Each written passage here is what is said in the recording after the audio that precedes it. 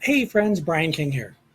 I just had an exchange with somebody that was talking about not wanting to share some information because they were afraid they would jinx it. And I responded to this person saying that believing in jinxing is basically believing that the universe is singling you out to sabotage your efforts. And that kind of thinking, frankly, is bullshit. It's just like superstition. It's negative thinking, it's fear based. And this person responded by accusing me of being judgmental. Well, okay, maybe I was a little bit, because the fact of the matter is, there is some thinking that we do that is not useful. It's common, it's something that we all do. Denial is one, rationalizing is another, making up excuses. That's all bullshit thinking. So if I were to say to you, that thinking is bullshit, yeah, you can accuse me of being judgmental, but I'm also calling it for what it is. And the reality is, what I'm trying to do, and I mentioned this a little earlier, is I'm trying to create a movement here of people that want to create more of a compassionate world. Now, some people might think, well, telling somebody their thinking is bullshit is not very compassionate. Well, that means you really don't understand what compassion is.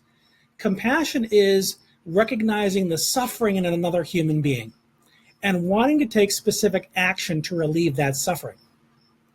You can't always do that with kid gloves. You can't always run over to somebody and hug them and say, oh, you're thinking negatively, let me comfort you. If somebody's suffering because of a misfortune in their life, yes, you want to be much more caring. You want to be much more nurturing. If somebody's thinking is causing them suffering because they're insisting on thinking bullshit, sometimes you need to be a little bit more confrontational. You need to be more firm. You need to administer a little bit more tough love. You follow me? If it's something they're doing to themselves, you sometimes need to shake them out of it. You can't always be caring to get them out of it. So depending on what the situation is and depending on why the suffering is occurring determines on how you deal with it. Do you deal with it with a bit of a slap in the face, or do you deal with it with a hug? So I wanted to clarify that for you. And the title of this is my no bullshit rule.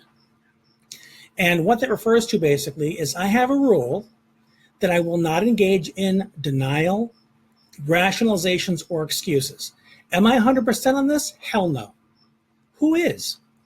But because it's a rule, it's something that I pay a lot of attention to. It's something I'm mindful of so that I don't let myself get caught up in it. And when I do, fortunately, I've got some people in my life that are really comfortable calling me out on it, saying, hey, Bri, you're full of shit. You're making excuses.